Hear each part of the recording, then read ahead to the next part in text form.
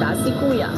Housemates, ko ang 7 moves na inyong natutunan at bibigyan ng hatol.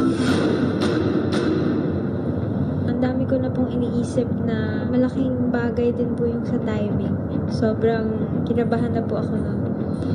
Upang manalo kayo sa weekly task ninyo, kinakailangan nagawa ninyo ng tama ang 7 moves na ito.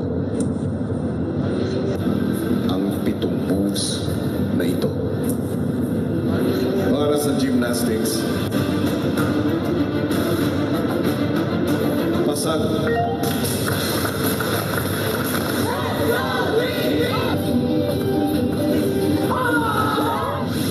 Para sa jumps, pasado.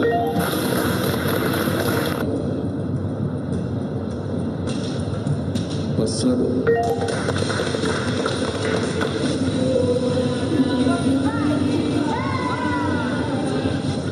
Para sa cheer motion,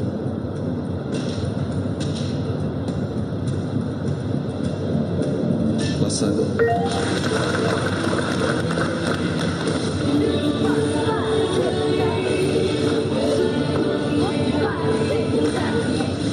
Para sa pyramid,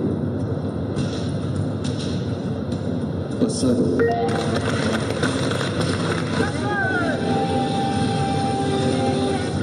At ang huling move para sa toss,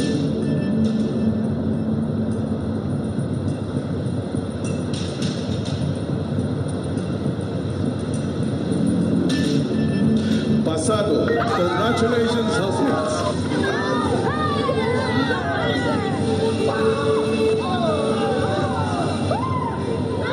Kayo ay nagwagi sa inyong weekly task.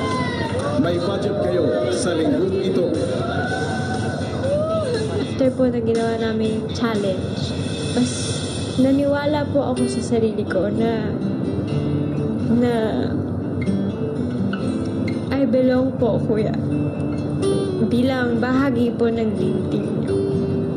Ngayon po na natapos na, mas meron po akong paniniwala sa sarili ko. Worth it lahat nangyari, lahat ng ensayo, lahat ng iyak ng mga kasama po namin. Worth it kasi may pinuntahan po, Kuya. Sabay tayo doon.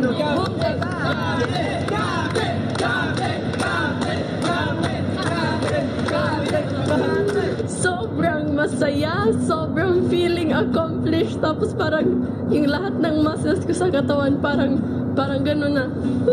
Kasi free na sila.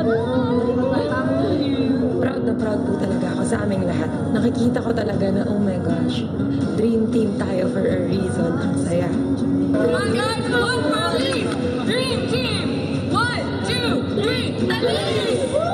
Bukod sa team captain na si Elise, isa pang housemate ang gustong pasalamatan ng iba. Siyempre para kay Nico. Yes! Yes, Nico! Nico on 3! 1, 2, 3, Nico! Siyempre, nag-step up din si Nico. Tiniis niya yung sakit na sobrang grabe. Kung makikita niyo yung itsura niya, naiiyak na siya sa sobrang sakit. Wala po ang pagsisisi, Kuya. Sabi ko nga po, paano kung sumuko po ako, di ba? Sayang naman po yung pagkakataon dumating na to at yung mga kasamahan ko pong umaasa sa akin. Every time na makakakita po ako ng nag-cheer dance, makakapanood, makakarinig ng ganung kanta, magpa-flashback po lahat to sa akin at hindi ko na po ito makakalimutan, Kuya. Susunod, sa kalagitnaan ng saya, ano pa nga ba ang sunod na pasabog sa Dream Team?